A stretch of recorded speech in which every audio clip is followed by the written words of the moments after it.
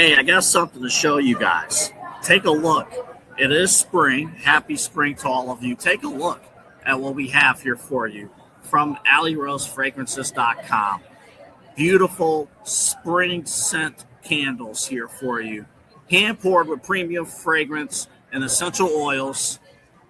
How about this? Our coconut soy wax candles bring fresh, uplifting spring scents to your home. Made with clean, natural ingredients, they're a mindful choice for sensitive spaces and those who love effortless seasonal fragrances. You got to check it out right now. There's the soft bloom and the lemon bar candles, all healthy ingredients, all from AlleyRoseFragrances.com.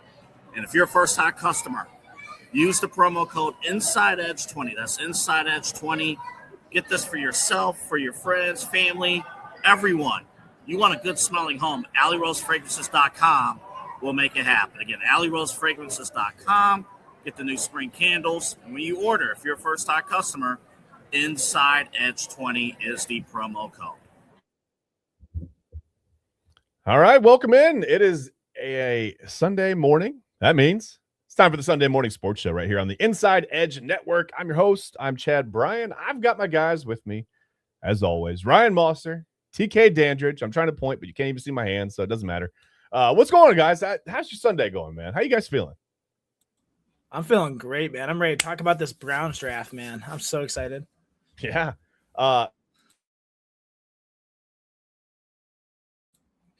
Is it a coincidence? In over a decade without Paul DePodesta was a pretty good one. I can talk about that if you want. I mean, we can get into that. I don't mind. I can. I have a little argument against it. So it's well, okay, all right, okay, all right. That sounds interesting. Let's talk about that then. So first of all, I don't even know if Paul DePodesta actually really exists. Has he ever been to Berea? I don't know if he's ever been to Berea. Does he even know what the facility looks like in Berea? But he was supposedly making some decisions, and it could have been financial decisions. But Ryan, let's switch gears. We're going to talk about the draft. We'll still do that. Yeah. But now I want to hear your argument against. You're saying against me or against Paul DePodesta? Against the narrative. I mean, all right. So there's a growing narrative floating around in Cleveland right now that Paul DePodesta was the anchor holding this franchise underwater. Okay, and the evidence, at least for the people pushing that argument, is pretty straightforward. I'll give them that. Andrew Berry's first 5 drafts with Depot, in the building were, let's call them, uneven, to say the least. Depot left, before the 2025 draft, and Barry suddenly had, the best draft ever in 2025. Then it follows it up with an even better draft in 2026, in my opinion. So the conclusion from some fans, are jumping to, see DePodesta was the problem. Andrew Berry was fine. And, he just needed to, be freed. And I get that. I see that. There's a pattern that you can point to. There's a timeline that you can point to. There's a shift in results that you can point to, but the part that people don't want to admit is that Andrew Berry is definitely not blameless, not even close.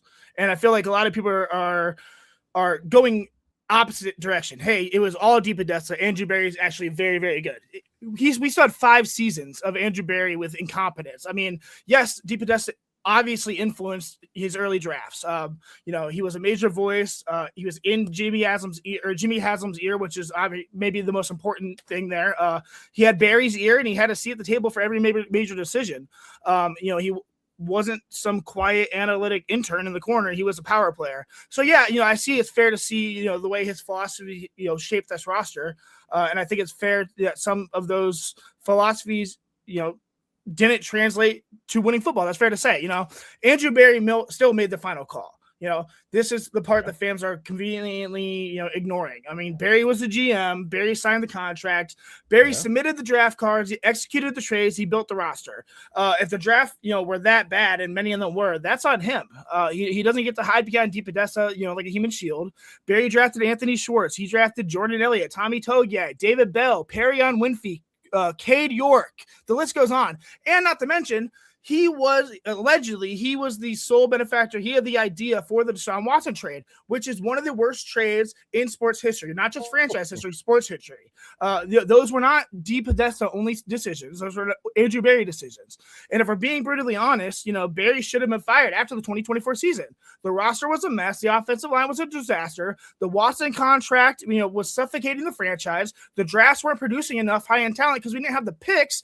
And, he was out of excuses.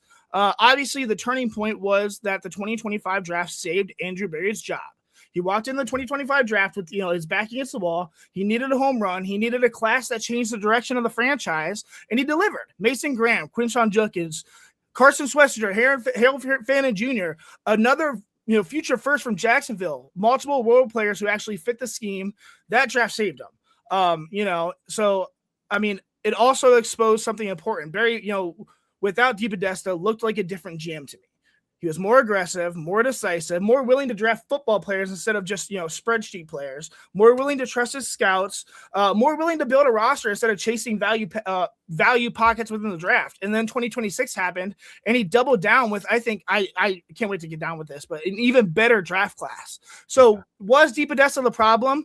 He wasn't the problem, but he was a problem. He was a part of the front office structure that overthought everything. They chased outlier profiles. They drafted traits without roles. They ignored positional value at the wrong times. They leaned heavily, on models and not enough football. And Berry was a huge part of that problem. He signed off on it. He executed. He defended it. He lived with that philosophy for 5 years. So it's a fair take to say that DePodesta was a problem, but to completely use as a scapegoat is lazy in my opinion. So. Yeah, I think those are a lot of fair points. I think that in a lot of since DePodesta left, I think a lot has been said that kind of points to him possibly only being like a financial consultant to the Haslams, right? He directed them on how to spend their money. So yeah, sure. I mean, some bad decisions were made under him.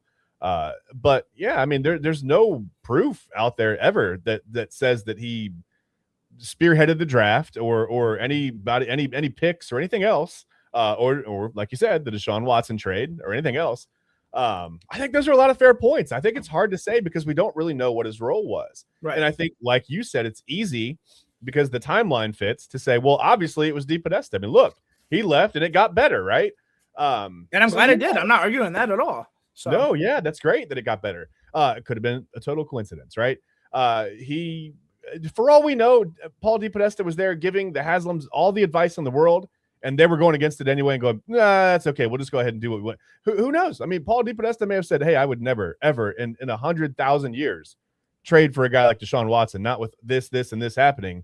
And Haslam said, but quarterback and Clemson, I'm I mean, DePodesta did allegedly heavily influence the Stefanski hire as well, which take it for what it is. It could have been good and bad. I thought he was pretty incompetent. We'll see what he has in the future with the Atlanta Falcons, but he did have a lot of influence. I'm not arguing that, but he was not the scapegoat. He was not the sole benefactor of all the decisions. At the end of the day, unless literally DePodesta is a puppet master and pulling strings, and Andrew Berry is just there as a gesture to, not even talk to the media about it because he never did. It was all Stefanski. So, I mean, logic tells me that Berry had the final decision, and it's irresponsible to just say it's the DePodesta's fault. So, and if that's all the case, despite the last two drafts, Andrew Berry shouldn't be the GM anymore. I mean, TK, how do you feel about any of this? Do you agree with Ryan? I think those are fair points. Big credit to Ryan. Just now, he decided to wake up and preach this morning. We are definitely having church, and Mr. Mossor is our sermon for the day. That was a wonderful segment. Listen, I am very much in favor of the fact that we finally got rid of Mr. Damn Moneyball and all of his analytical bullshit. I am very happy that happened. But again, Andrew Berry's ass should have been gone shortly after the Deshaun Watson trade reared its ugly, freaky ass head and didn't yield us any success whatsoever. This 2025 draft class did indeed save him. This class turned out to be very beautiful. Very rarely do you see many fans more excited about what takes place on day two than what happens on day one. Day one was a little bit rough. I do understand that we got day three was good too. Day three was good too. But at the same time, I do think day one was rough. Due to the strength of emotions that some of us had, I know a lot of us were excited to possibly get Carnell Tate when we got to our original pick. We were thinking, okay, possibly Caleb Downs, maybe just maybe you go with Sonny Styles, but they decided to trade back down and they traded with the Chiefs and what have you. So, I just think that Andrew is doing the best that he can to salvage himself. I definitely think this draft was another way of him showing that, I'm really trying to save myself here. Great attention to the offensive line. We actually ended up taking 3 offensive linemen this year. I know a lot of us kept saying, 3, 4, 5, just do it. You need to rebuild this entire offensive line. You need fresh bodies. You need more power. You need this. You need that. You need to hit it with a wiffle ball bat and never come back. And that's exactly what they did. We can talk all day about what they were able to do in the first round. The trading down to still be able to stay inside the top 10 to get Spencer Fano, getting Casey Concepcion at number 24, Denzel Boston at 39, whatever. Mm-hmm.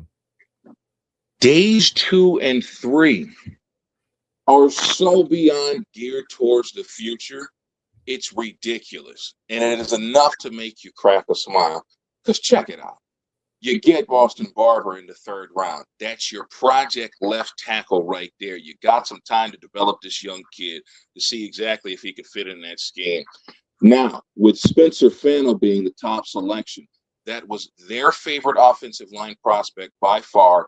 And definitely in this year's draft, he was definitely a top 5 guy. Obviously, I felt a little bit different, but I do think he is a very good player. So you think, what happens with Titus Howard? What if that doesn't work?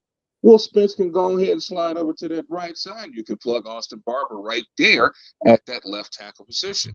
And another offensive lineman that we got, and this is probably low-key my favorite because I love these value picks, Parker Brailsford, dog. I was extremely happy to get that kid. Very versatile center, low to the ground, quick as hell, broad shoulders. I don't like them big centers. You give me a center over 6'5", I'm going to have a problem. Problem with you.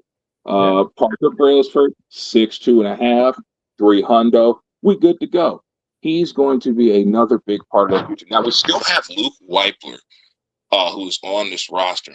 And I can't help but think about these young guys that we have that can possibly have a significant future here. This was a futuristic draft by Andrew Berry, and he definitely got his Parliament and Funkadelic on this weekend. Yeah, I mean, I'm looking at the names. I see a bunch of versatile guys, like you said, especially along the offensive line, and I think that's the key. You've got Fano who, okay, let's say Austin Barber hits, right? They develop into a left tackle. You've got Fano. Well, now you're not stuck with 2 left tackles. You've got a guy who can move to the right side. He can even move inside if he needs to. But most likely he would be your right tackle. Barber would be your left. And again, it's a developmental pick. It's a 3rd round pick. You expect him to be a decent player. At most, I think maybe he could be a starter. He could be a depth piece, whatever. But a lot of people have, I've seen, like, why would you take, Parker Brailsford, in the 5th round? Why do you take a center? I don't know. I mean, you develop the guy. Again, it's a developmental pick. Those people are dumb, Chad. I know. I tried to be very nice about it, but listen, sometimes I think that's the case. I saw people, and there's a pick that we're going to get to in a minute. Well, you know what? I'm just going to bring it up now. Taylon Green, okay, in the 6th round. I'm slobbering. My goodness, man. I mean, the kid has so much raw athleticism, right? And I get it. Oh, he threw a bunch of interceptions at Arkansas. He's going to be a bust. Again, okay? I said it yesterday. You can't call Shedeur Sanders a bust after being drafted in the 5th round. Whatever happens with Shedeur Sanders. How can you call a 6th round draft pick a bust? How are you on day 1 of the pick calling a kid a bust when he's taken it? He's not even really expected to make the roster at that point. Okay. He's probably going to make the roster, at least the practice squad, because I don't think they're just going to let him go. Like 6'6", whatever, a 4.39 40, which if you can just work with him mechanically a little bit, right, and just refine a couple of things, some footwork, maybe a quick release, whatever it is, just whatever you identify as, being the problem with it, because he was inconsistent at Arkansas. Let's be honest, right? But he's got the raw athleticism that you love. I mean, my goodness, man, if they can harness all that and get it pointed in the right direction, he could be an absolute monster. I mean, think about an AFC North quarterback, 6'6", 200+ pounds that can run a 4.39 40. I mean, first of all, you can't take him down. Most people aren't going to be able to tackle him, right? Like, you bring a corner blitz, the corner's going to bounce off him. You can't bring a corner blitz at Taylor Green. It's going to bounce right off. And by the way, he can run away from defensive ends. So I don't know, man. I love the pick. Like I said, he may never see the field. It's possible. He may never see the football field. But they also may be able to work with whatever it is in his mechanics that was holding him back at Arkansas or in college or previously, whatever you want to say, and get him pointed in the right direction, and he could be an absolute weapon.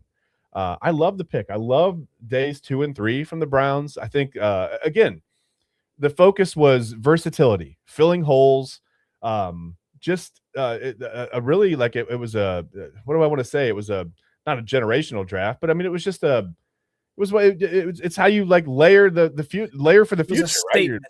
Yeah, and I think Barry did a great job. I don't necessarily think that the 5 drafts before these last 2 should be forgiven. I am probably in agreement with you, Ryan. In agreement with you, whatever the word is. I think he maybe should have been gone before these last 2 drafts. To be perfectly honest with you, I think Stefanski and Andrew Barry should have been gone, but he's still here. And the fact of the matter is, he's doing a lot with a second chance. So, now we have to be patient. I think we just have to watch. And I think it's funny too that we tend to overreact a little bit about the draft. We got to see these guys on the field first, right? If none of these guys develop into anything, we'll never remember this draft, right? We'll just say, oh my gosh, what happened? But I think they did a nice job of doing the best they could to fill holes, to get a lot of versatile guys that can come in and just plug in right away and be not necessarily starters, but they can be depth pieces along the offensive line, or at the wide receiver position. And I know Concepcion felt like a little bit of a reach maybe at 24, but then you look at the next pick, which was Denzel Boston, and you go, okay, well, now it makes sense. I mean, now they've got their size on the outside, right? Ryan, that's that. And you can use Concepcion as possibly a kick and punt returner. You use him as a slot guy. He's another safety valve for whoever it is at quarterback. I want to say Shedeur Sanders because that's who I think, probably for the immediate future would be the guy. But there you go. But whoever is at quarterback, right? Whoever's there now has a safety valve other than just a tight end. Now you've got a wide receiver that can not only get open quickly underneath, but once he gets the ball in his hands, he's a problem. And I think that's huge. I think that's something this offense has been missing. Now, I know the drops were a concern a little bit in college, and that's fine. I think that, we're just going to have to wait and see. I mean, we all improve. We get better. We develop, right? We don't stay the same. So that's what you hope for Concepcion. But at the root of it, I mean, he's going to be I think, a very good returner. And, TK and I talked about it yesterday. We saw what Seattle did with a nice special teams. It's field position. It's explosive plays back there. I mean, you just never really know. I mean, the Browns haven't had a viable kick returner since Josh Cribbs, man. I mean, right? It's been a long time. It's been a really long time. And now we're starting to put these things together. It's like the Browns always had something, one or the other. They had a good wide receiver, nothing else. They had a good, left tackle, nothing else. A good kick returner, basically nothing else. Now we're starting to put these things together on the same team, on the same roster. And I think that's exciting. I don't know. I looked at my shirt. I thought I was wearing my Shedeur shirt. It's just a Cleveland shirt, so I'm an idiot. So that's okay. No, hey, at least it was a Cleveland shirt and not like Yeah. You accidentally put your Bengal shirt on this morning or something. Who knows? So Parker Brailsford, where do you want to start, Ryan? Where do you want to start with? I mean, we talked a little bit. TK and I did about Denzel Boston. Emmanuel McNeil Warren, I thought, was an excellent pick also in that second round. I want to talk the whole draft, to be honest. Let's do it. Tell me. Listen, you're the draft guy, man. Just tell me. Just talk. This is the first time I've gotten to talk about pre or post draft, so let's do it, man. Let's do it. Yeah. All right. You want me to start? Because I won't stop. So well, you got to stop at some point because we'll have to take a break soon. But yeah, tell me. First of all, tell me your favorite second or third day pick. We'll go one guy. We'll take a break and then we'll come back and we'll get more into it. How about that? So you want me to go over that player as well? I would love it. All right, hold on. Let me scroll here because I have it in order of picks. We are scrolling, ladies and gentlemen. Sorry. Yeah. All right. Well, my favorite pick of the draft is Taylor Green for the Browns. So I absolutely love that pick. And I'll get there in 20 seconds. I have 96,000 characters to go through just for this notes for today. Read them all word for word. Just read everything. No, I won't do that. That'd be embarrassing. So Taylor Green, we're almost there. All right, Taylor Green, I'm here. All right, I love him. Okay, I love Taylor Green. I've been talking about him since December. I love Taylor Green. I'm not even going to pretend to be neutral here. It was my absolute favorite pick of the draft for the Browns. Not because Taylor Green was my top quarterback, not because he was a first round grade, or not because he was a safe pick. This is my favorite pick because Chad talked about it a little bit. The Browns swung for the fences on a quarterback with legitimate franchise altering physical tools, man. I mean, and they got him in the 6th round. This isn't Anthony Richardson 4th overall. This is Taylor Green in the 6th round. Browns fans need to chill the hell out. I've talked about Taylor Green on all my podcasts for months. I've broken down his tape. I've highlighted his upside. I've said over and over again that, if he lands in the right system, the right situation, the right coaching, he could shock people. And now he's in Cleveland, and he's in a quarterback room that I personally think is absolutely wide open. And he gets to compete with Shedeur Sanders, Deshaun Watson, and Dylan Gabriel. This is the exact type of quarterback swing that I've been begging for the Browns to take, and they got it in the 6th round. This is incredible value. I mean, I don't care what anyone says. This year is going to be a competition for quarterback. This is going to be a battle. This is a room where nothing is guaranteed. And Taylor Green, like you said, brings something that none of the quarterbacks have. He's 6'6", 227-pound frame. That 4.36 40 speed from the combine is absolutely insane. He broke records for vertical and broad jump as well for quarterbacks in the combine. He's got a cannon for an arm, explosive rushing ability. Just fun off-script creation that you see just with his improvisation and stuff. This is one of the most physically gifted quarterbacks I've ever scouted. He's not just athletic. He is a unicorn, okay, that needs coaching. And the Browns got him at pick 182. This is how you steal the quarterback, I think. I think he is a traits monster. He's the type of quarterback who brings defensive coordinators lack of sleep at the night before, man. He can beat you in both ways, with his arm and with his legs, in ways that most quarterbacks really can't do. He has super long strides with real long speed, and once he gets to open field, he is, he looks like a tight end running away from linebackers. You're not going to catch him. As a passer, I think the arm talent does jump off the screen. He can drive the ball outside the numbers. He can throw deep shots without needing to load up. He can generate velocity from awkward platforms. He'll be on awkward platforms because he does like to run a lot. He can attack vertical windows that most quarterbacks don't even attempt, but he is very raw. Like you said, his mechanics absolutely need work. His footwork can get sloppy. His base can widen. His release point can drift. His accuracy can be streaky, and his processing is still developing. So he has all those physical tools, but you need to just coach and mold this guy. And that's why he was available in the 6th round. Let's be honest. And I think that's the point that matters, because, everything, he struggles with, I think, is coachable. Everything that he excels at is unteachable. So that's why I think this pick is so perfect. 6'6", 4.36 speed, rocker arm. You cannot teach those. You can't teach his off-script creation. You can't teach his natural playmaking instincts. He is a developmental quarterback with a ceiling that is legitimately higher than most quarterbacks drafted ahead of him. I can go on for 20 minutes about him, but I'll stop there. I love him. I love this. Fair enough.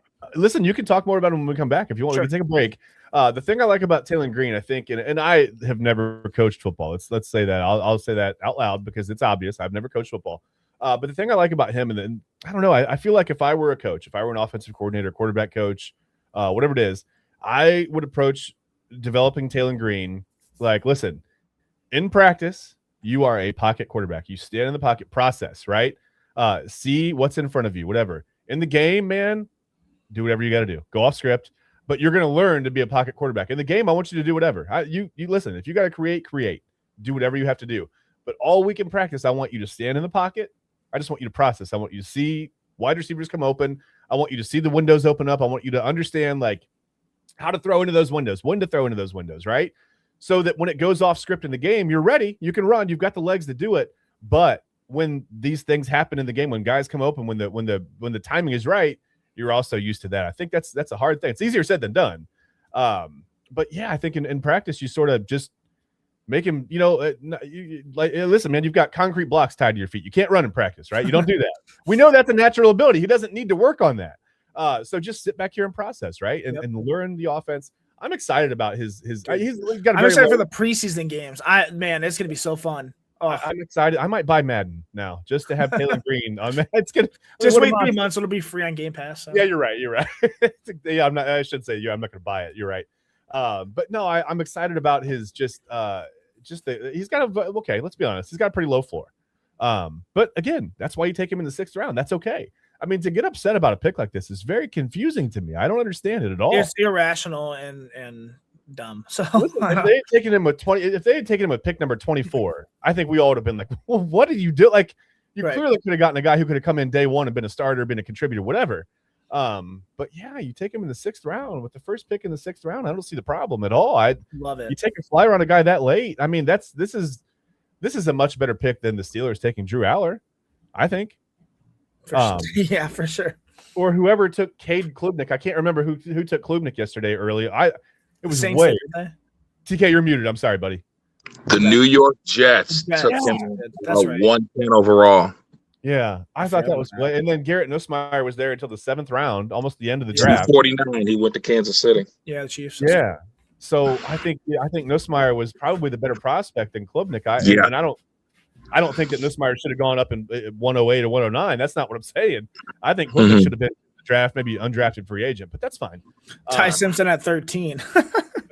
No, it's so confusing. I'm telling you guys, they're going to work with that kid. They're going to have him all good. He might not see his first genuine snaps of football till about year 3, year 4 of his career. So they're going to have a young man up to stuff.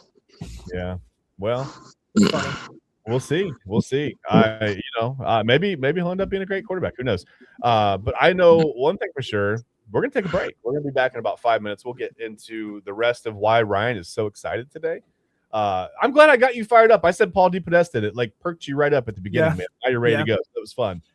So now I know every time I'll just text you randomly and be like Paul DePodesta, and then whatever you're doing, you'll be really like fired up. Well, when I'm about to get on arguments on Twitter, instead of doing that, I just save it for my podcast now. So I instead of just tape it on my phone, I just wait and just blast at people on here. So we're good. So fair enough. Text me about what you're going to argue. I will play devil's advocate. I'll get you going, man. There you go. All right, let's take a break. In 5 minutes, like I said, we'll come back. We'll talk about we'll talk more to Ryan Mossor about how he felt about the rest of the job. We got some other players to get into. I thought there were some good late round additions that who knows? Joe Royer, Justin Jefferson, a couple guys. We'll get into it when we come back. But give us about 5 minutes here on the Inside Edge Network. We'll be right back.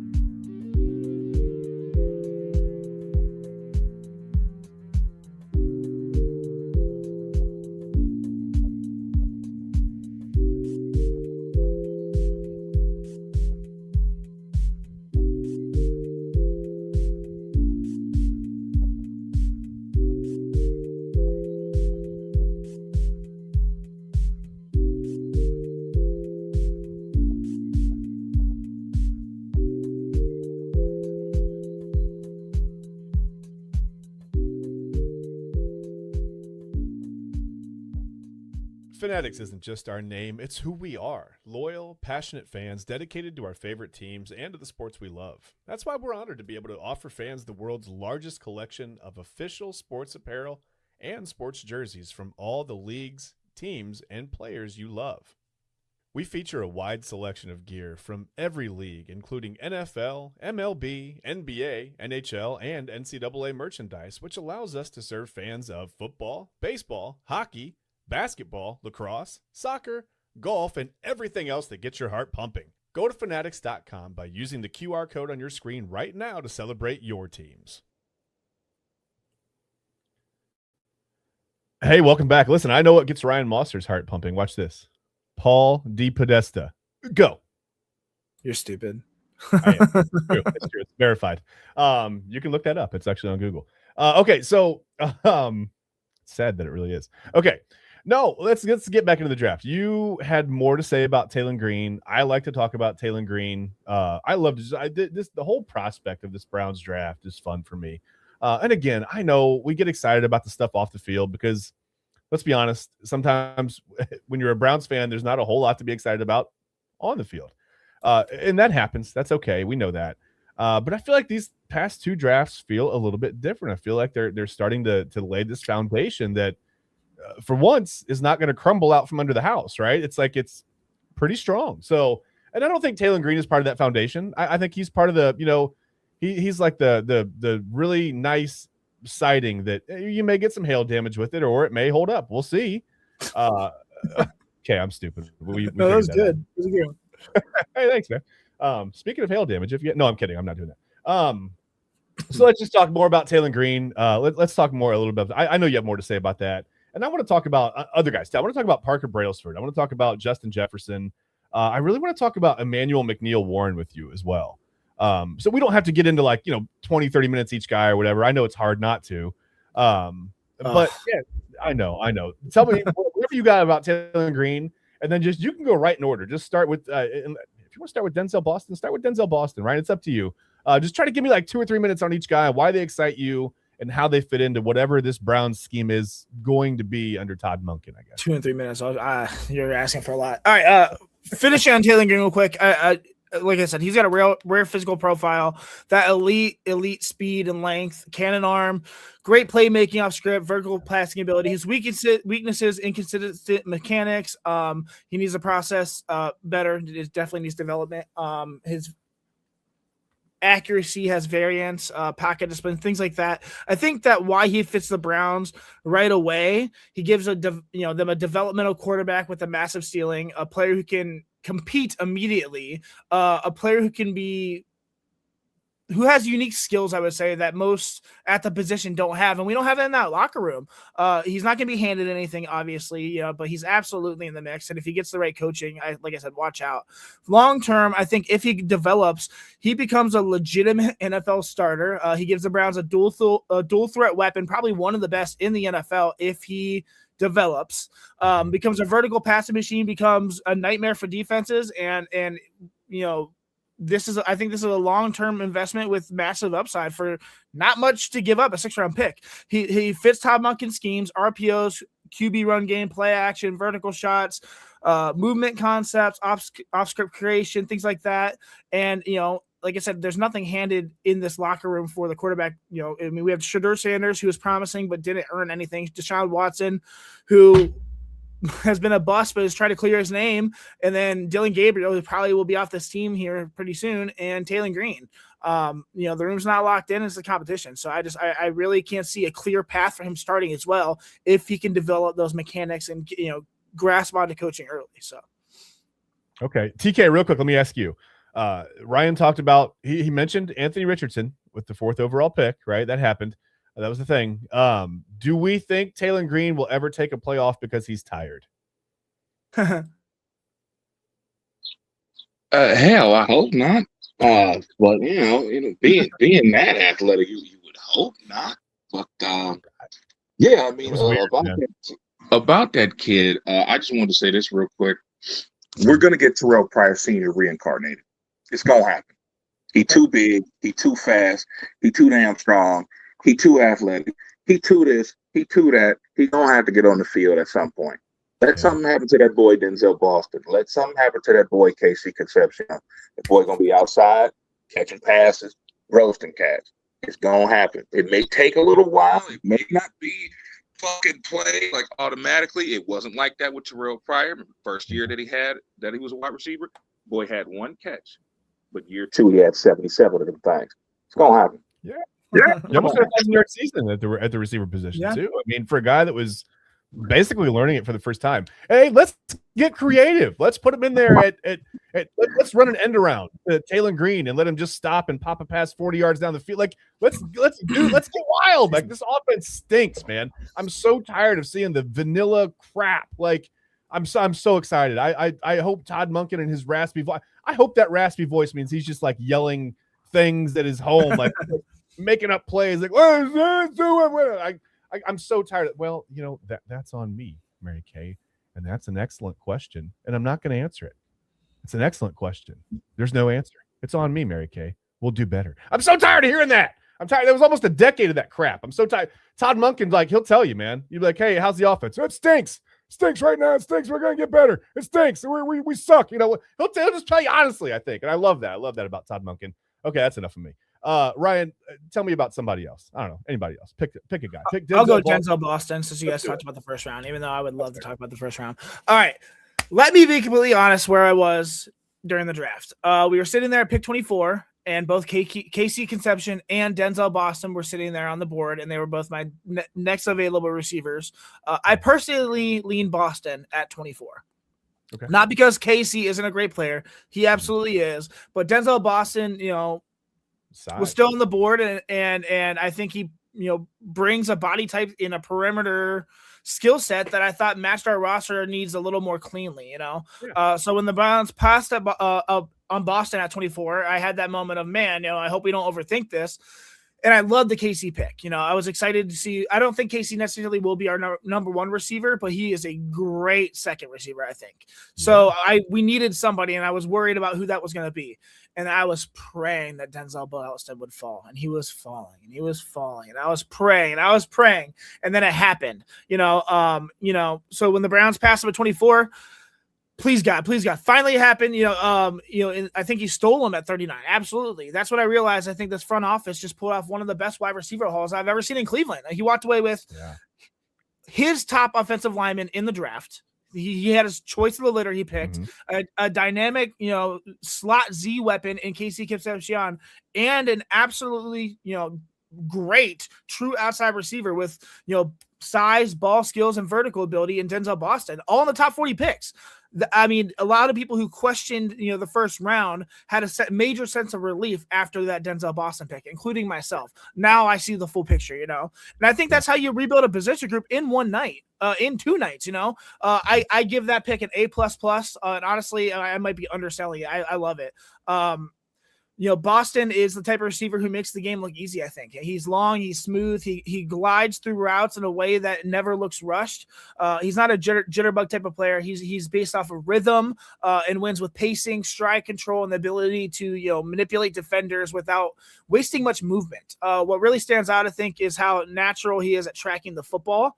Some guys have to fight their bodies to adjust on deep throws. He turns, he glides, and he plucks the ball out of the air like it's nothing. I really love it. I think it's a rare trait, and one of the reasons I had him as my wide receiver 6 in a top 40 player. Concepcion actually was my wide receiver 7 on my big board, so pretty good there. His combine, he's got great size, great weight. Across 43 games, he totaled 132 receptions, 1,781 yards, averaged 13.5 yards per catch with 20 receiving touchdowns, and 41.4 receiving yards per game. And I think that's really, really awesome. His strengths, he's a natural vertical slider. He's got elite ball tracking, like I said he's got a strong catch point poise as well. I don't think he's necessarily like a jump ball merchant, but he's incredibly controlled in the air. He's got smooth route transitions, boundary awareness, which is always great for an outside receiver, and just physical competitiveness. I can't talk today, guys. He's ready to fight. always. He's not really loud about it, but he's tough, and I like that. And he's got 3-level upside. Weaknesses, he's definitely not a sudden mover. He can be delayed on like strong press corners a bit. He's going to need a little bit more functional strength, I think. He's not a yards after catch specialist, and he's definitely still developing his release package. That's why I think him and KC complement each other so much, because everything that Boston is not, KC is, and more.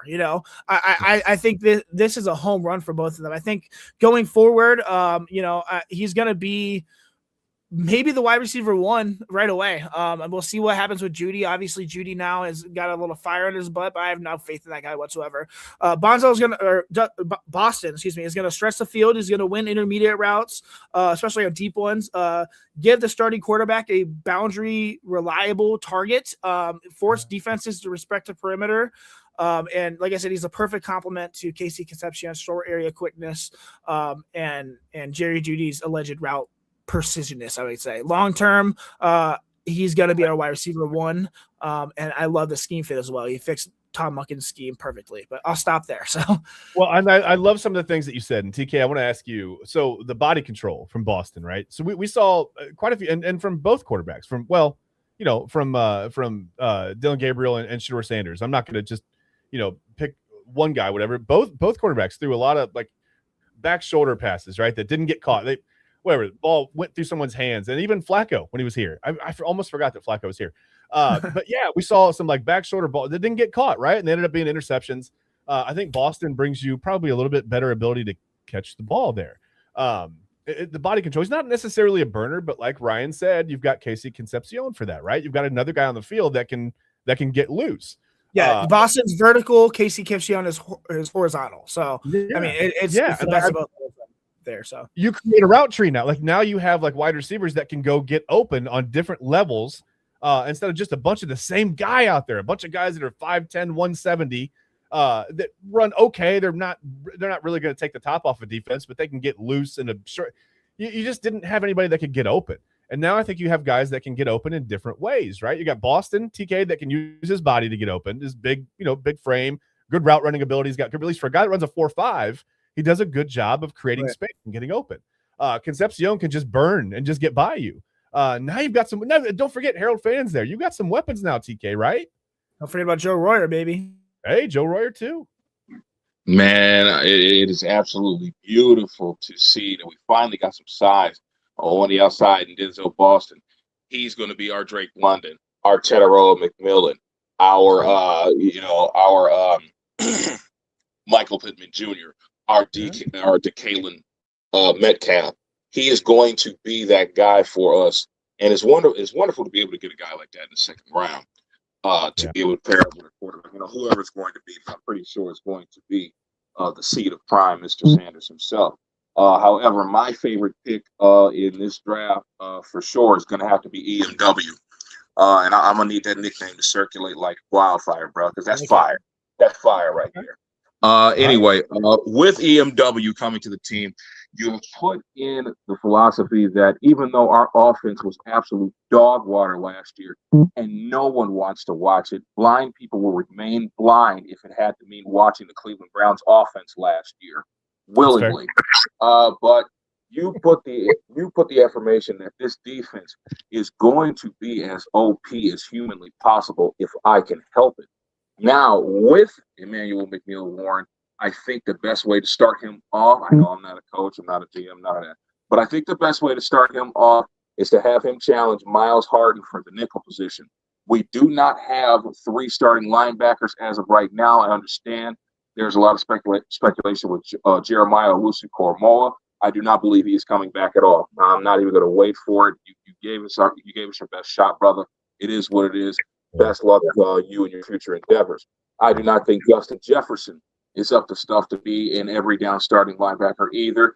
Granted, I do like Alabama linebackers quite a bit. I do not think he is up to the standard of which Quincy Williams and damn show Carson Schlesinger are at right now. He ain't there yet.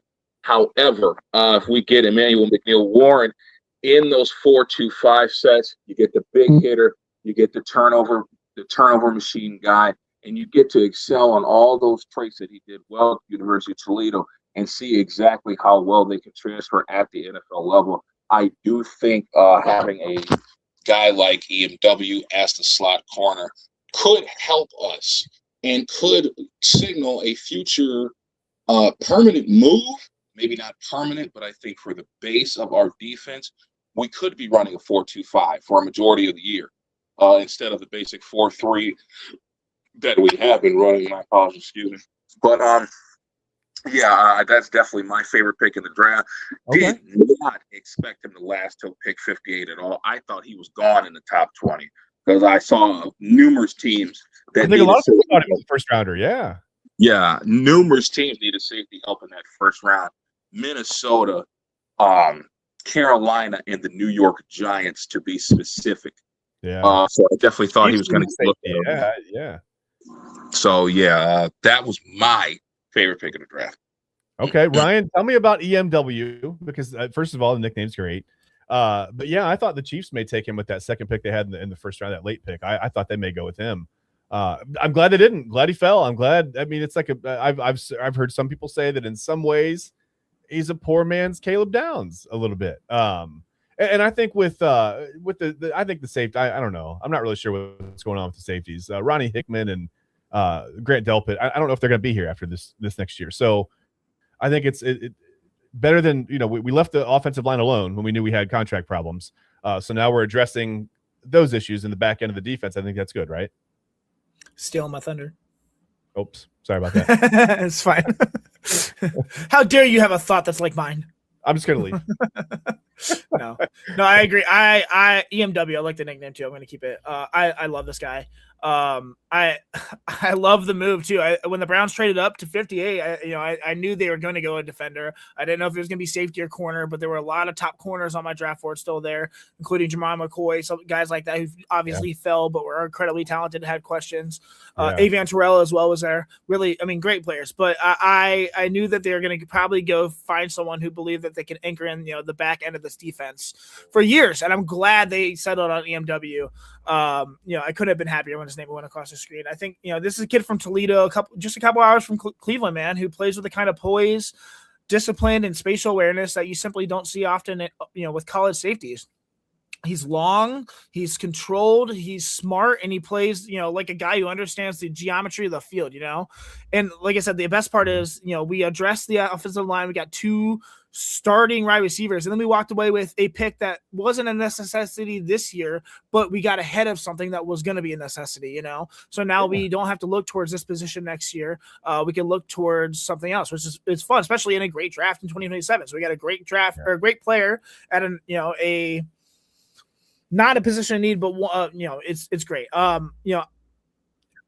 I don't know. I really like him a lot. I think you can call him probably like a field organizer. He's not the guy who's going to fly downhill and blow someone up necessarily, although he does like the Hayes, really good hitter. He's not the guy who's going to run the 4-3 and erase every mistake with raw speed, but that's not his game. He's going to win with positioning, anticipation, depth discipline, efficient movement, eliminating vertical access, keeping the structure of the defense intact. I think he plays like a coach on the field, which I love. Like you said, a poor man's Caleb Downs kind of. I like that a lot. He sees, route combinations develop. He understands spacing. He can react with patience instead of panic, which is awesome. That's exactly what you want from, a middle deep safety in today's NFL.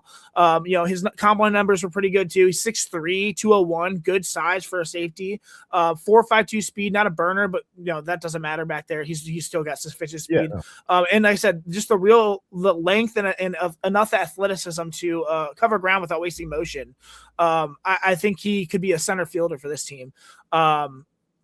Across 48 games, he had 106 solo tackles and 108 assisted tackles for 214 stops, 11 tackles for a loss, career sack, 5 interceptions, and a pick 6.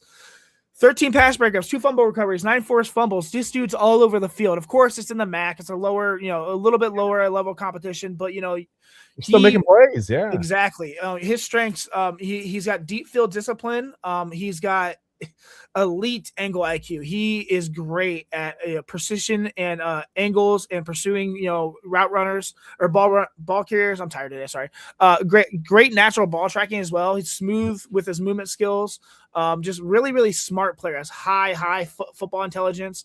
A very reliable tackler. And I just think the perfect fit for split field and single high. Weaknesses, he's not going to be a box safety. He's got limited short area bursts, I've noticed. Okay. Doesn't necessarily play with a violent downhill trigger. He's controlled, not necessarily explosive, but he still loves to hit. And maybe his block shedding needs a little bit more work, but I love it. So then you keep him back and let him play center field, like you said. Yep. I mean, you don't necessarily bring him down against the run. That's okay. Yeah, I think if he develops, the way that he becomes a long-term, deep middle anchor of this defense. The type of safety that makes everyone else's job easier because he eliminates the throws that break a defense. He's not flashy, but he is absolutely stabilizing, and every great defense needs that guy. And I think he's going to be that guy for a long time for the Browns. I really love this fit. So. Okay. Can he start right away over Ronnie Hickman, do you think, or no? I think within mid-season he'll be starting over Ronnie Hickman. Okay. Okay. Then that's a really good value pick then in the second round, I think. I mean, number 58 overall? 58. That's crazy to me again. He brings more range, more length, more deep field discipline. I think he's probably not day one, but definitely at some point in year one he'll be the starter. So okay. All right. I think he projects well. A little bit of a, maybe not as high of a floor as Caleb Downs, but high floor, high ceiling kind of a guy, right? You get him, and it makes up for a lot for me personally. Like that was my player. I wanted him at 6. I wanted him at 9. I get that we didn't take him. I get we went for the best offensive line. I get all that. This relieves that wound a little bit, I think, because I think it's such a great fit. So yeah, I think so. I think if Caleb Downs is a 10 out of 10 back there, I think EMW, I like it. I think EMW is probably like an 8.2 out of 10, maybe. Well, I got two TKs in the studio. I'm not sure what's going on. Remove that one. Add that one. Oh, that's creepy. TK. Okay, I'm going to go on to Austin Barber as we're doing that. Or unless you had a question. Yeah. No, I don't have any questions. I have nothing. Okay. I don't know why we have 2 TKs in the studio. I'm confused about that, but that's my question. But go ahead. It's all good. Yeah, I see that. Austin Barber, round 3, pick 86. I didn't flinch for a second when he was taken. I think this is exactly the type of pick that smart teams make. After committing to Spencer Fano as the future left tackle, after he was taken, Todd Monken addressed that immediately and said he will be the left tackle. Adding Austin Barber gives you the Browns something that they absolutely needed. A natural blind side tackle who can step in immediately if anything goes sideways, and I think that's what they have here. Brown fans might not want to hear, the word insurance, but that's exactly what this is. I think, Fano is transitioning from right tackle to left tackle. I think he'll be fine. I think, he'll be better than fine probably, but you don't go into a season with, one plan at left tackle, especially with the history of, Jed Wills and all these other guys, DeJuan Jones, who maybe could succeed at left tackle, but we'll never know because he's injured all the time. Barber gives you, a true left tackle with SEC experience, a technician who doesn't beat himself, a stabilizer if injuries hit again, which with our offensive line could be any time. A player who can start games without the offense collapsing, and he's relatively versatile. I think he play left and right tackle if you need him to. I think this is a huge part of the Browns rebuild. He's not a project. He's just steady, defendable, NFL-ready tackle. He also had some injuries in his career. He had a nagging upper body injury in 2023, a shoulder issue that kept him out of 2024 spring camp. Limited mobility during parts of the 23 season as well. I mean, those injuries obviously hurt him in his draft rankings. I think if you would have played both seasons, he might have been a top 40 pick, but we'll never know. That's hindsight. I do really like the value here. In terms of strengths, he's got, clean controlled pass sets, strong independent hands, a really relatively reliable anchor as well, especially for that, blind side. He's smart as well. He's got a high football IQ. He can see stunts early, passes off games cleanly, and then understands leverage like a veteran, I think. got great consistency, natural blindside experience, which Fano really has a little bit, but not as much. And then scheme versatility. He's not a high-end athlete. He's not, got limited explosiveness in the run game. Doesn't have the elite recovery burst, but I think he can gain all that with coaching. And for the pick here, I think for the pick, I think it's great value. I really like it a lot. So, okay. And if we're gonna make just blind observations based on last names, like some of the guys at the 4-letter network, you can also cut everyone's hair in the locker room, right? Exactly. Yeah, exactly. We're fine. Yeah. I think TK, you and I talked about Austin Barber a little bit yesterday. I think we can. I want to hear. I know you like the pick. Again, versatile, played both left tackle and right tackle, can step in if something goes wrong. Love that. I've heard basically. I didn't know anything really about him before the draft, to be honest with you. Just wasn't one of the guys on my radar, but I've also heard a lot of people say that he's freakishly strong. I think this is the type of guy this offensive line can use, whether he's a starter, whether he's backup, depth, whatever. It's nice to have a bunch of really strong guys on the offensive line. It helps. The injury concerns, I guess, are there, but again, it's a 3rd-round pick, so whatever. You take him with a 3rd-round pick. If he comes in and fills in, he's a good depth piece. Great. I think why this matters too. If you rewind to the 2025 season, the Browns had one of the worst offensive lines in football.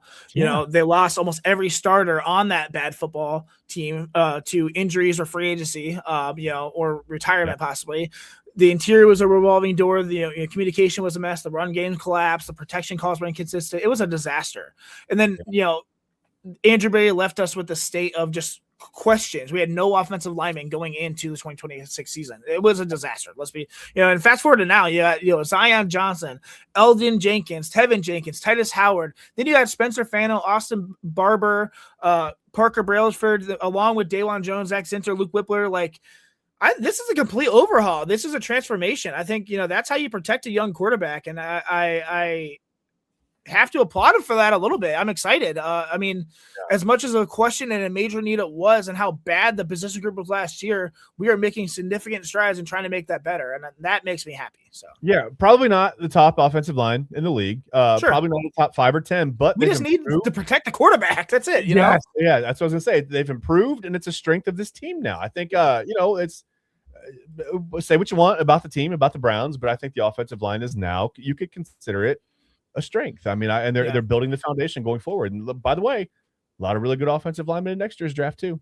And there's a lot of versatility. Some of these guys have played a lot of positions. Some guys are playing right and left tackle. Every tackle on our team right now has probably started off as a right tackle and moved over to left tackle. I can name 3 right now. So at least they can play both. Allegedly, maybe not great at both. And don't forget about DeJuan Jones. Coming back from injury, maybe asked to do a little bit less.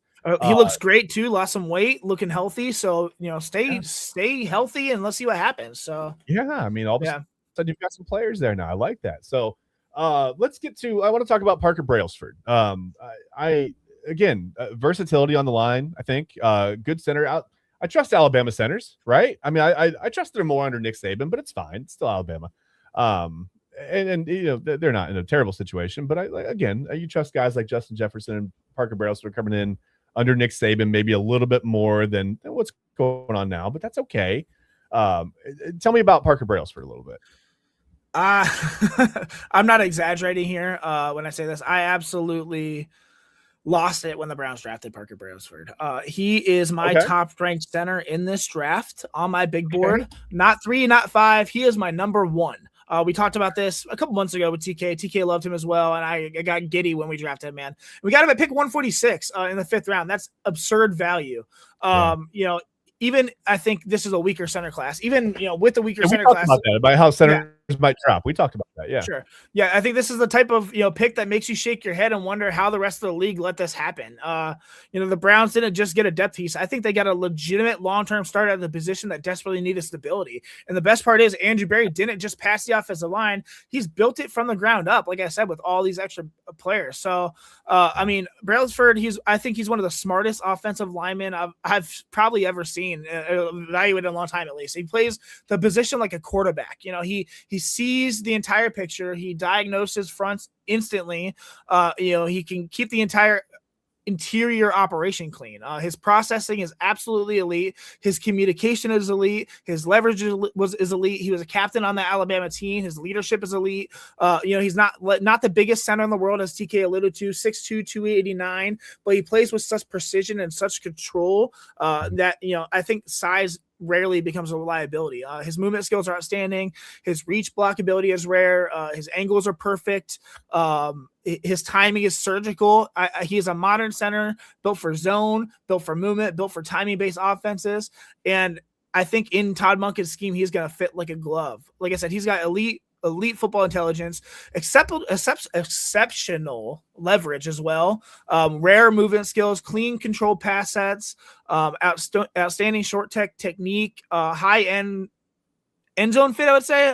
He's tailor-made for wide zone, mid zone, movement-based run schemes, and he's very, very consistent. Obviously, the weaknesses, he's undersized for a traditional center. His anchor can be tested by elite power because of that size. Not necessarily a scheme universal player, but he fits our scheme, so that doesn't matter. So watch out for the Bengals, you're telling me. Right. Yeah. Okay. Sometimes can need guard help against, a massive O techniques, but, in limited frame growth, I think. But I think he's going to have immediate impact. I don't know if he's going to be starting right away because Elgden, I'm losing the name here. Jenkins, yeah, is a center, but I think he's a long-term answer at center. He's a perfect scheme fit. I think once Jenkins eventually moves back to guard or ages out of the center position, I think Brailsford steps right in as a full-time center. And when that happens, the Browns will have a player who, can keep the protection calls clean, who executes every zone concept, neutralizes quick interior rushers, elevates the guard next to him, and fits perfectly with a young quarterback. I think this is a long-term foundational piece, and the value is incredible. I really like Parker Brailsford a lot. So I picked number 137, if I'm doing the math correctly in my head, because ESPN likes to tell you the number of pick in the round, not the overall pick. That drives me insane. Anyway, he's 146. Round 5. I'm sorry. Yeah, I'm looking at even better value. Well, that's fine. I'm not a math guy. I was told there would be no math. But you're looking at Parker Brailsford and you look at Justin Jefferson. So now you take the two guys from Alabama, and TK did not. I was going to make a joke specifically for TK, and he left. He sensed it. He knew. He was like, "Here comes the stupid dad joke." Well, I was going to say the two guys you got from Alabama. Oh, he's back. Hold on. He'll hear this just in time. Let's add him in. Okay, so now TK can know that. Maybe you won't know. Wait, there he is. So now, TK, you can hear my dad joke. My dumb dad joke is going to be the two guys that you take from Alabama. First of all, you don't mind developing a long-term center in the 5th round. That's fine. And the two guys you took from Alabama are PB and J's. Oh, Lord. No? Oh, God. Okay, I'm sorry. I tried. Okay, well, anyway, Justin Jefferson. Let's move on. We got crickets. Hold on. We can do that. Hey, mine was my own mouth, though. I'm more impressed with yours. Way better than mine.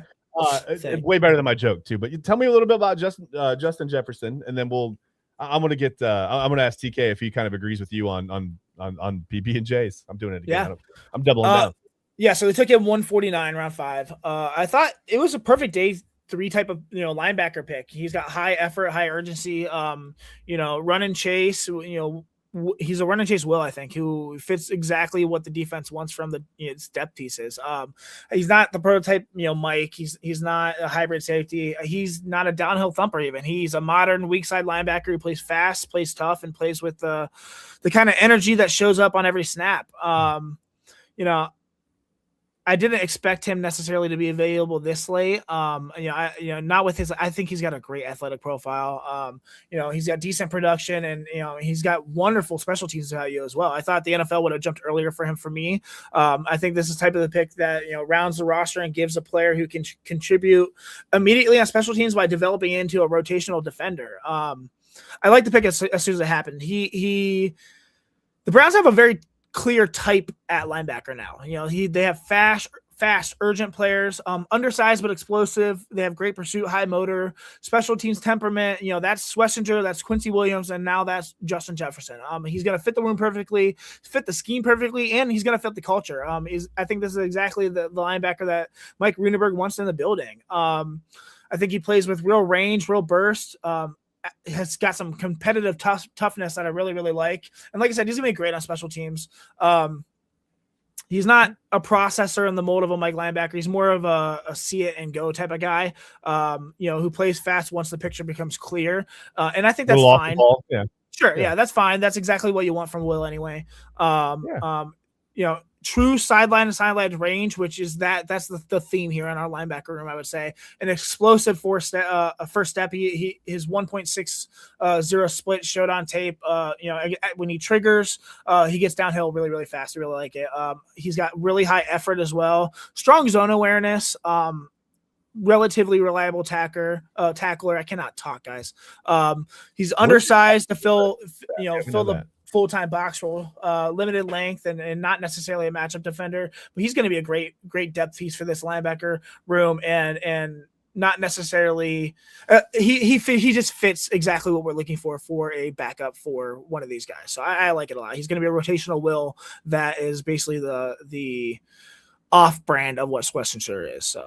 Okay. And I think when you said the Browns have a type at linebacker, I hesitate to use this name because he was so just full of tools and skills and all the things, but it's almost like a lot of little I don't want to use the phrase poor man, but poor man's Ryan Shazier, the sideline guys who can chase down a play. And no one's gonna be Ryan Shazier. I mean, he was one of a kind. Right. I remember watching him at Ohio State was absolutely unbelievable. He was all over the place. It felt like they needed to widen the field because he was everywhere. But TK, first of all, how do you feel about PB&Js? I love it. I'm going to keep doing it. If you can do EMW, I can do PB&J. It's fine. But I mean, how do you feel? I know you like Parker Brailsford, but Justin Jefferson, you said maybe like you said earlier, maybe not an every down type of guy, but good depth at linebacker, right? Listen, everybody loves themselves a nice peanut butter and jelly sandwich. The one that Classic. we have in the draft, I definitely think is going to be able to do dividends for our football team. Like you said, I already alluded to Parker Brailsford. Justin Jefferson, the linebacker. This cat right here is a Mac Wilson clone. Mike linebacker, sideline to sideline guy, solid in coverage, but still somewhat iffy. A willing tackler, an energy guy. Guy's an energizer bunny in the middle of that defense. That is what I believe the Cleveland Browns are going to expect him to bring, much like Mac Wilson when he was on the Browns. Now he's the starter, I think, in New England. Let's find that out. Possibly New England. Because I think he was in Arizona for a little bit. Then he was in the Patriots for a little bit. Whatever. I think he might be with the Cardinals now. Yeah. He's back with the Cardinals? Yep. Okay. All right. So yeah, I definitely think this was done in the resemblance of, hey, this guy reminds us a lot of how Mac used to be. He's about the same size. They got the same traits just about. This guy can move very well. I definitely think he can play the will position. He's definitely talented enough, versatile enough to slide a spot over and still be able to contribute. But definitely. It's funny. I see him more as a Will than a Mike. So. Right. Oh, snap. Sorry, my fault. It's all right. I definitely think he can play either linebacker position. This is definitely going to help us out, and it's definitely going to be a replacement that of JLK. I know a lot of people are still holding out hope for him to come back, but this was definitely a move that I thought needed to be made to help out the depth in the linebacker room that was no longer there, especially with the losses that we've had. Yeah, the difference with Mac Wilson was, he was a former 5th-round pick who was the absolute starter. We thought him and Taki, they had to be the guys. This guy is a rotational piece. He doesn't have to be the starter. He can just be a flash player who gets in there a couple, 10, 15 snaps a game and plays full-time special teams and can be a disruptor. And that's what I really like about him. So, is he going to be good at all at getting after the quarterback? Can you use him? Can you send him on a blitz? I mean, or no, is he not that type of guy? He's pretty quick. We'll see. I don't think he's as fast on the first step. Probably against mass, those tackles in the NFL. But I'd send him. So once in a while, okay. Yeah, send it. Why not? He's not Arvell Reese for sure. But no. A lot of people aren't Arvell Reese, but that's okay. That's all right.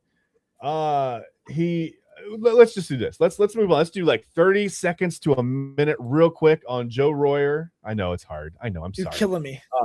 And then Carson Ryan, because we got to get out of here. We got to do some Cavs stuff before they play the Raptors. They're going to tip off at 1. Yeah. We definitely want to talk about that. We're gonna talk about the last couple draft picks. We're going to get back. We're going to take a break. We'll come back. We'll talk a little bit of Cavs Raptors. But first, Joe Royer and Carson Ryan. Tell me about these fellas. I love Joe Royer. I've known about. I mean, he used to be a Buckeye. He played for Cincinnati. Yeah. He going into last year's college football season. I do college football, fantasy football as well, C2C or Devy, and he was the consensus #1 tight end taken in every single draft I did.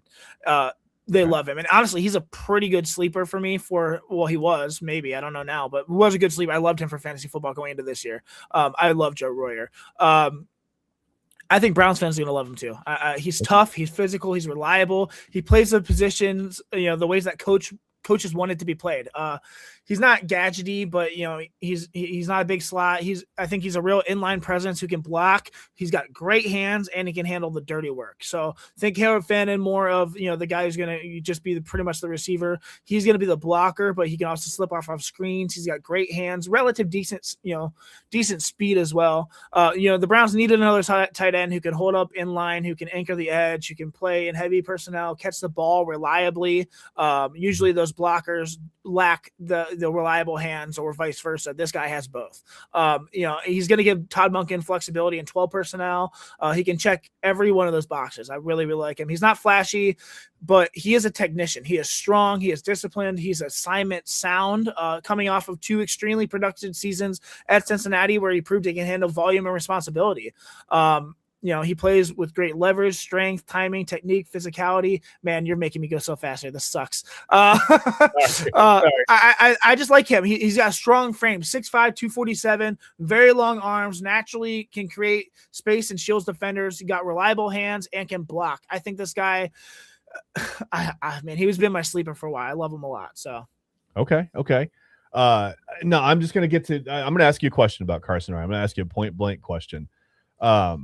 He's a little, I feel maybe undersized, maybe under strength for a tight end. He's taken with almost the last pick in the draft.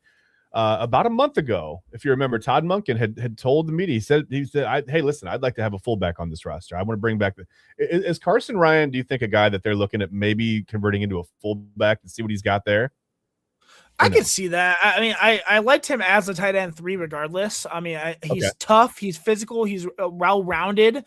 He has got effort. He understands his leverage and brings a blend of receiving ability as well. And like I said, blocking competitiveness, which could translate well to the fullback position.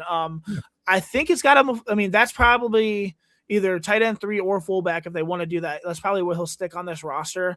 He's going to play special teams. He blocks with real effort and can catch the ball reliably.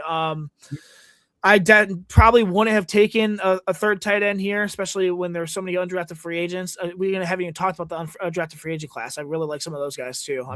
Fano bringing in his brother. I love Aaron Anderson, the receiver out of LSU coming in. Especially the value there. I'll stop talking. I know we got to talk Cavs, but overall, this draft, blame the NBA. It's not my fault. Blame the NBA. Yeah, I can't believe what Andrew Berry did in this draft. I covered a lot of Browns draft, and I've seen the good, the bad, and what the hell was that type of picks. Ugly. But this one, it feels different. It feels intentional. It feels like the front office that finally understands the assignment and is trying to finally execute it with precision. They address their weaknesses. They got offensive line help early, 2 stud wide receivers, and then a starting left tackle, 2 top 40 receivers. Their future starting free safety, I absolutely believe that. Developmental quarterback with insane upside, a swing tackle, my top center, a sleeper tight end, a versatile tight end 3. And like I said, that undrafted free agent class is insane. I think this is a master class. I think we'll have to wait, obviously, until, we see what happens till the end of the season. I think this is better than last year's draft, guys. Instead of punting positions of need down the road and drafting 2 quarterbacks and 2 running backs, they went full force and head on and got these positions of need and still got some picks for next year. I think they got a 4th for next year. This is an absolute A+ for me. I think that they has swung for upside, find real value everywhere, and rebuilt all the businesses in need. I mean, this is how you build a contender. And for me being a notorious Andrew Berry hater, yeah, I'm giving us flowers. I'm elated. I'm so elated. It just proves that you're a reasonable guy, Ryan. I mean, listen, he did great. I think the draft was great. We'll have to see how it all shakes out on the field. Sure. But right now, I mean, it's whatever. It looks to be, like you said, full of upside, full of they're filling holes, and not just filling holes. They're filling holes with some pretty good football players and with good value at the picks that they got them at. So I think we're all pretty happy about that. Let's take a break. When we come back, Cavs, Raptors, Game 4, 1:00. It's in Toronto. A key player has been ruled out for the rest of the series. We'll see who that is when we get back. It was just about 5 minutes on the Inside Edge Network. We'll be right back.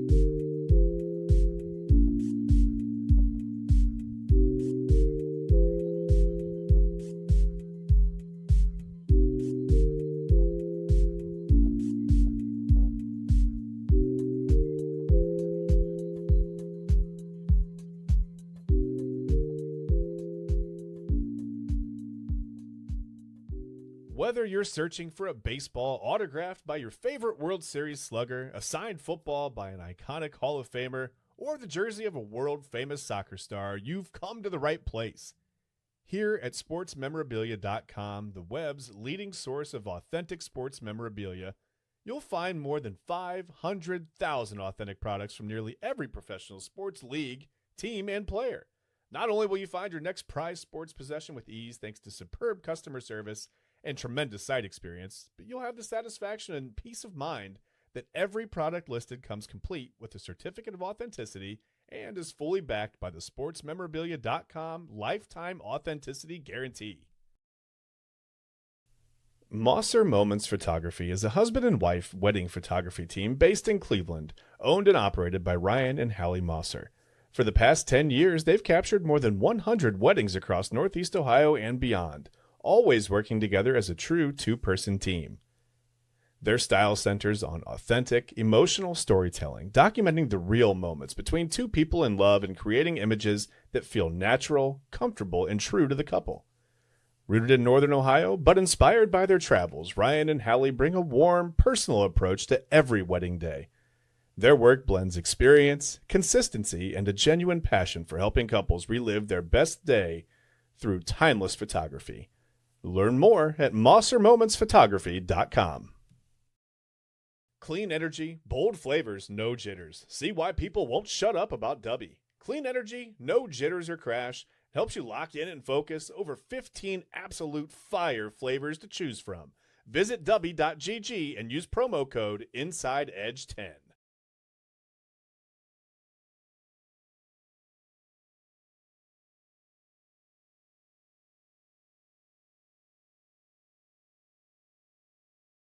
Chad, you're muted, bro. No, I'm not. You just can't hear, Ryan. Listen, so what happened to TK?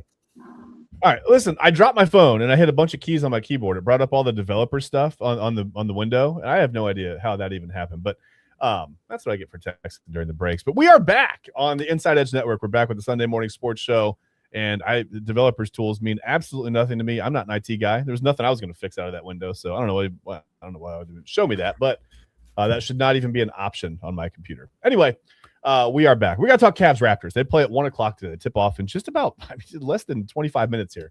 They're going to be in Toronto, and the Raptors, I would say they have a whole problem with Emmanuel Quickly being ruled out for the rest of the series.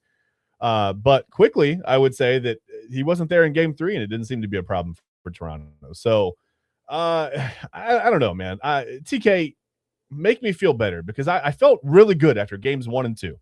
But those were in Cleveland, right? And we talked about Toronto being a weird place to play. You got Drake, you got everything else going on. You got the wrong setup, man. I hit all kinds of buttons here. Anyway, my phone did a lot of damage right there in that small little fall. But TK, just tell me quickly, no pun intended. Does this matter? I didn't mean to do that one. That was an accident. But yeah, tell me, does this actually hurt the Raptors? I mean, it should hurt the Raptors. It should really limit their half-court game, which has already been limited. I mean, they're a transition team. They like to get out on fast breaks and score on the run. But now the Cavs can really, I think, kind of zero down on the wings and maybe pay more attention to RJ Barrett and I would say Brandon Ingram, but Ingram hasn't been a factor in the series really at all. So maybe I woke him up today. He's probably not watching. He's probably doing some pregame stuff. But TK, make me feel better about the Cavs right now, please. TK, you mute yourself, bud. Okay, here we go. I can do the best that I can, but it's kind of hard when their starting point guard hasn't played all series.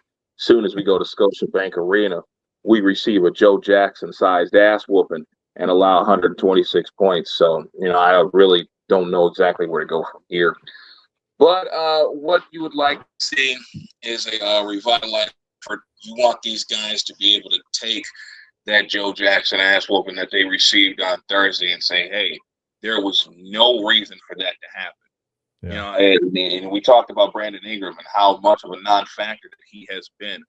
Rowan Barrett Jr. and Scotty Barnes out there running things. We have got to do something about those two.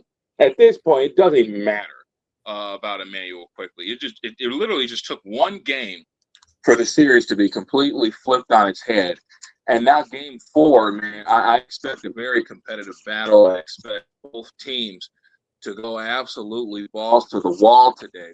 But I do think the advantage is more than likely going to go to the Toronto Raptors. We are just not good away from Rocket Mortgage Arena. We just aren't.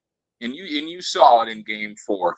You know, all the fast break points that we were limiting in Rocket Mortgage Arena, yeah, they got all those at will once we got to Scotiabank Arena.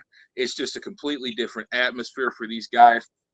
They looked ill-prepared as hell in game 3. It was just an absolute mess. I get for the majority of the first half, it was a competitive game. We were able to flip back and forth between the draft and the game, and, you know, this, that, and the other. You know, bars got like 100 TVs and things like that. So, yeah. We were able to see that they were able to keep the game close for the first half. But I swear, deep into that third quarter, the wheels came spinning all the way off into the highway and caused numerous crashes amongst ourselves. And so, to be quite honest, I really don't know what to think that's going on today for our Cleveland Cavaliers, to be quite honest. If we get the defensive effort that we got on Thursday, you know, you might as well just hurry up and go back to Cleveland because the series is going 7 games. The series is going to go 7 games, and we're going to get that type of effort. I just don't see it at all. Evan Mobley is probably the most facetious defensive player of the year award winner that I have ever seen in recent memory. This guy is not locked down whatsoever. Jared Allen doesn't block shots anymore. He just doesn't give a damn.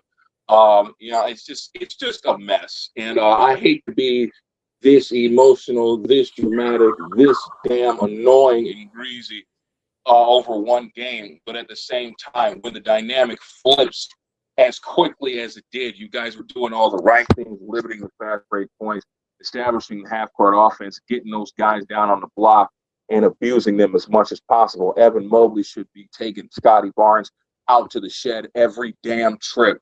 The fact that you got racked up with 33 points in game 3, son, look in the mirror and be very ashamed. Be very damn ashamed, because that shit shouldn't have happened at all. Good Lord, calm down, TK. Watch your mouth. Anyway, so for the big picture of this game, it's like, listen, defensive effort has to step back up. The defensive effort has got to be there. I don't see how you expect to win a game allowing 126 points and you're on the road. I just don't see it. We have got to make shots. We got to do something about Scott and RJ. And real quick, yeah, I'm sorry, I didn't mean to cut you off, but it's a team that doesn't score well. They don't shoot well, rather. They really don't have much of a half-court offense. Yeah, giving up 126 points to this team is lighting our asses up. Yeah. It's disgusting. So, you know, we have to get back to hitting shots as well. We did a piss poor job of that in game 3, and Toronto shot the absolute lights out. You got RJ Barrett hitting 5 threes on you. I'm sorry, you already lost. No need to even try anymore. You lost the damn game. He doesn't even average 2 3-point makes a game. He splashed you for 5. Be ashamed, Cleveland. We got to come with it today. That just wasn't it. That just wasn't it at all. Yeah, can't let the series go 2-2. Or like you said, I think it's going 7. If they come back to Cleveland with it 2-2. It's probably going to go 7, and that's the one thing we said that can't happen. I mean, yes, it's a 4-5 matchup in number and seeds or whatever, but these teams, the Cavs aren't a 4 seed, right? They got tough start to the season. Whatever they went out, obviously the trade for James Harden. You know, they're not a typical 4 seed. This isn't your normal 4-5 matchup. It can't shake out like one on the floor. It cannot go 7 games. TK, if it does go 7 games, I'm feeling real bad about the Cavs getting out of the second round. I mean, bad. So yeah, they have to be better. It's not gonna happen. Yeah, I know. It feels bad. Ryan, I don't know, man. I mean, we didn't get a chance to watch much of Game 3. We were predisposed. we had a lot going on, man. There was. Again, I've had dreams. Pick is in, trade. Pick is in, trade. I just wow, that's so fast. But that's okay. That's fine. But yeah, I don't know. They got to do something differently, right? First of all, the defensive effort has to be better. It can't be what it was Thursday night. They've got to get back on defense. You can't have a couple guys. And I said the Raptors are going to have a couple guys having 30, 35, 40-point games to even beat the Cavs. And at the time when I said that, I was like, they're not going to be able to do that. And then they did it. Can they do that again? I mean, the Cavs aren't jet lagged from an hour flight to Toronto. Like, what's the reason for the lack of defensive effort when they get there? That doesn't make sense. What are they doing? Right. I don't know. They need to protect the ball, I think, first off. I mean, they got to limit the turnovers.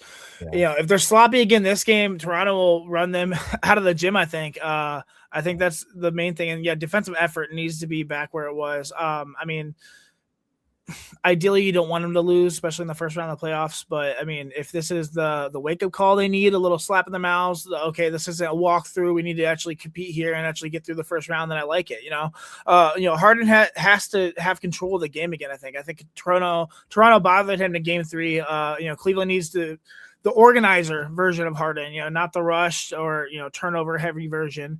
I think Mobley and Allen are going to have to reestablish the paint, especially, late in the fourth quarter of game 3. The bigs had to be pulled away from the rim because of the shots, and Cleveland needs to dictate, those matchups again. I think if Donovan Mitchell sets the tone early, that would be huge. He doesn't need 40, of course. He just needs to control the game's energy. And when he's aggressive early, the Cavs seem to settle in more, and I think that's what they're going to need. One thing's for sure, Toronto's going to throw everything at this game. Their season's on the line. They're at home. They're desperate. You need to expect pressure, traps, and a fast pace. Cleveland got punched in the mouth game 3. Today is about composure. I think if the Cavs take care of the ball, if they control the paint and get Harden back in rhythm, I think they walk out of Toronto 3-1.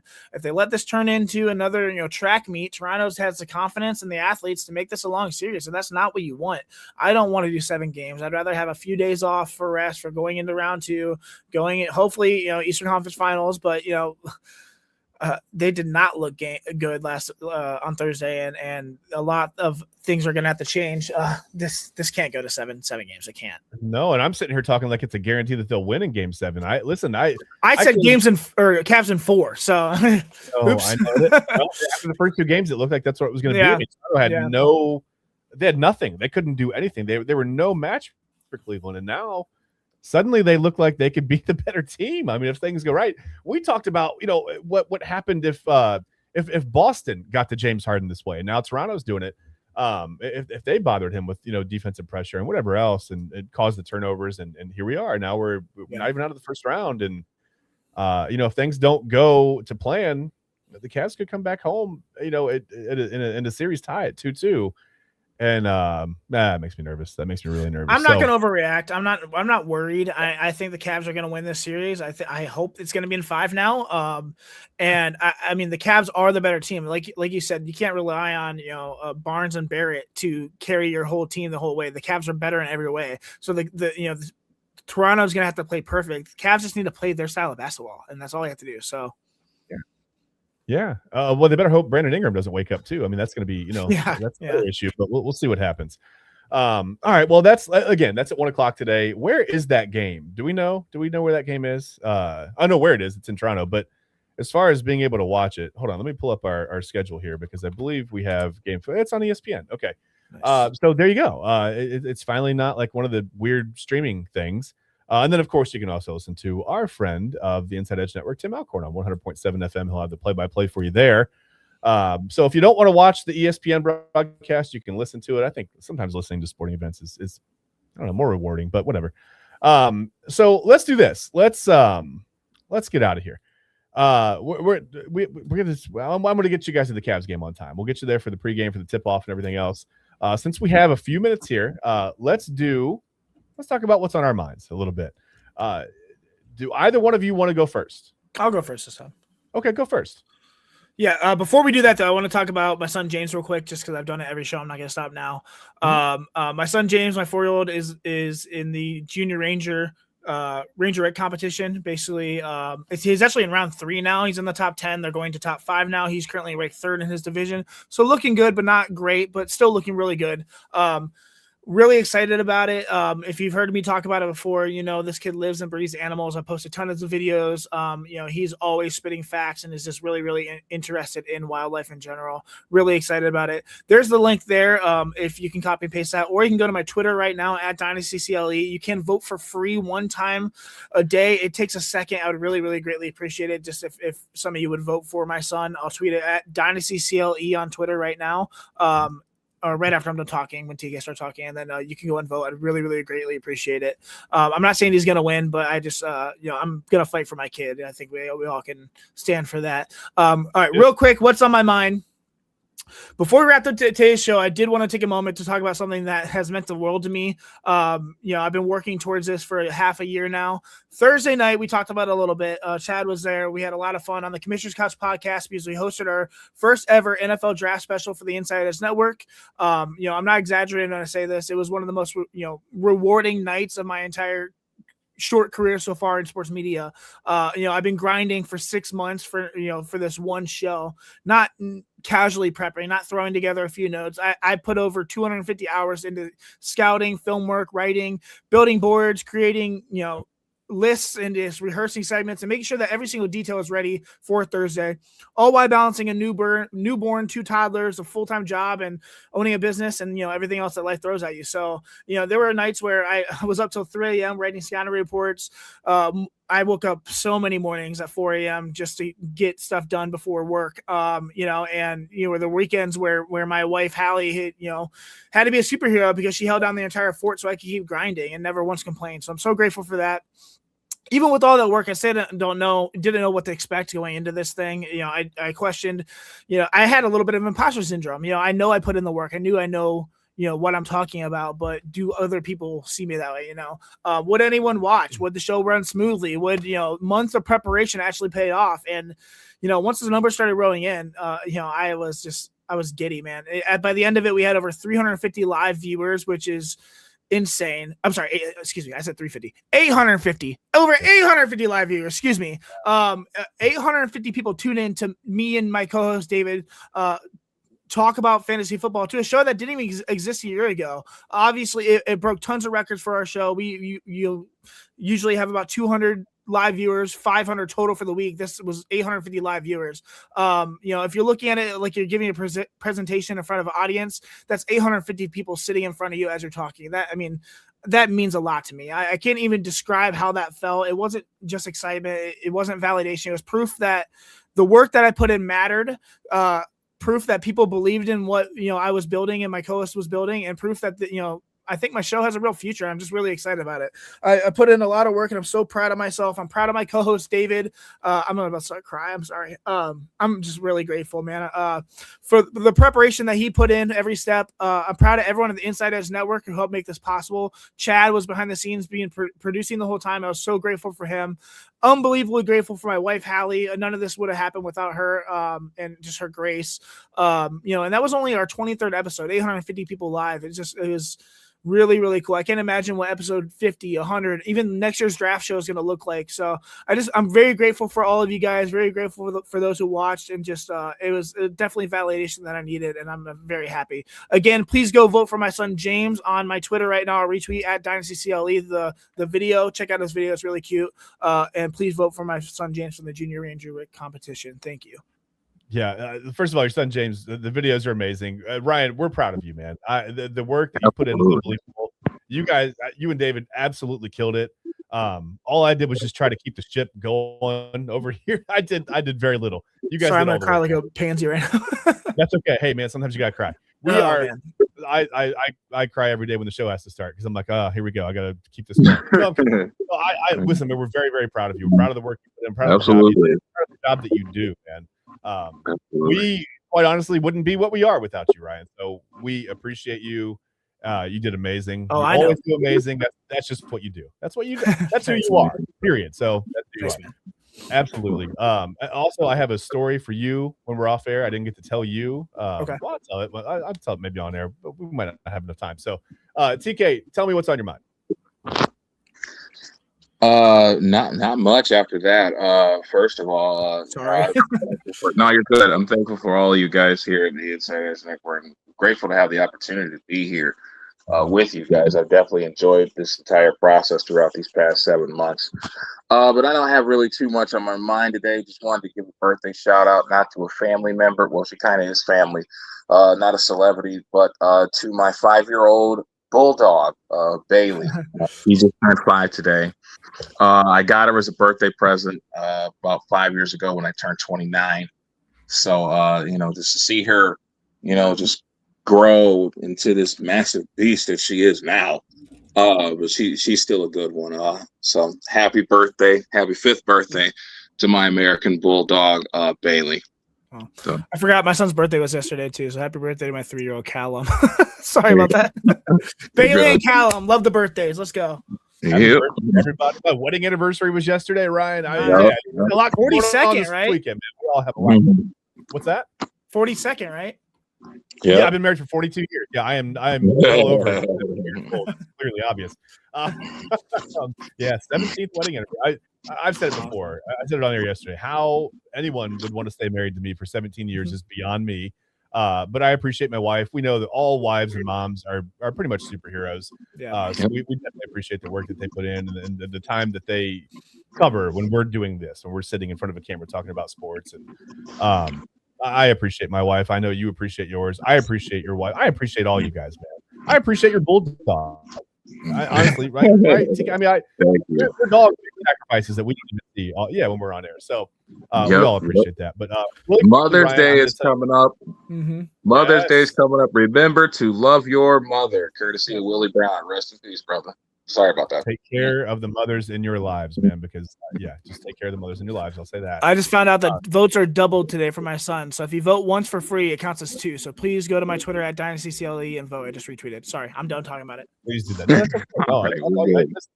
We haven't given what we do. Please do that. Really quickly before we go off here, I'm going to tell you, Ryan, a quick funny story. Your son would have loved it. Okay, so we were watching TV. My wife and I were hanging out the other night. Kids were in bed. It was late. And, my wife was in and out of sleep. She was whatever. She's tired. She works hard. Like I said, she's a superhero.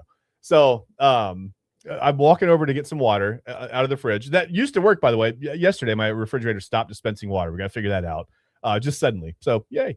Anyway, walking over to get some water. And I thought, man, my kids will bring some weird stuff in the house, right? They go outside. They bring in sticks, rocks, flowers, weeds, whatever. So I looked over and I'm like, that's a weird shaped rock on the counter, right? I don't know if you heard the story yesterday, but I looked over and I'm like, that's weird. I'm like, how's it even like? I don't understand how it's not falling off. It's like it's weirdly balanced. I'm like, whatever, I'll deal with that when I get back. So I got the water. I walk back over and I'm looking at this rock and I'm turning the corner and the rock turns its head and looks at me. I was like, oh, that's a frog. So our screen door has a little rip on the bottom left corner, and I keep telling the kids to watch out because an animal's going to come in here one day. So we just had a frog chilling on the counter, just watching TV with us. It was just literally facing the TV, and I had to, help him back outside. But because we couldn't have an unsolicited frog just rolling around the house somewhere, right? That's not safe for him. So I got him back outside. All was good. But I thought that was, I was like, the first thing I thought, I was like, man, Ryan's son would have loved this. It was great, man. Brings really frogs all the time. So yeah, it was awesome. I do want to say before we get out of here as well, first of all, enjoy the Cavs Raptors in just a few minutes. That'll come on ESPN.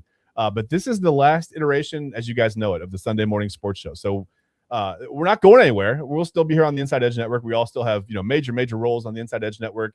I just think we're going to take a break on the weekend stuff for a little while.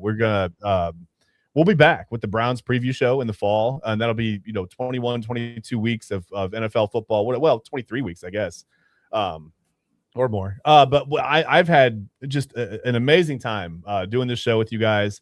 I love talking sports with you guys. I am already looking forward, and I'm not a guy who wants to look past baseball, but I'm already looking forward to week 1 of the NFL season.